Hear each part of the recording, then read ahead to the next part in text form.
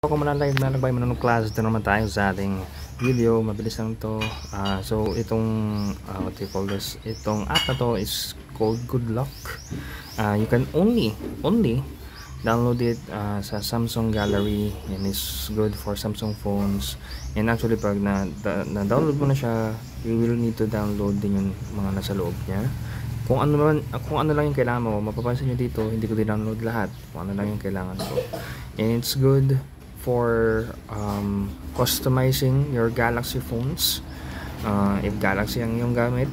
And kunyari yung sa akin dito sa Nice Shot, it allows me, makikita mo sa baba ng aking screen, kung nakikita yung baba ng aking screen, mapapansin nyo dyan, meron yung screenshot, camera, yung sa multi-windows, and so on and so forth. Tapos madami pa akong ibang pwedeng gawin na mas magpapadali nung so customizations basically.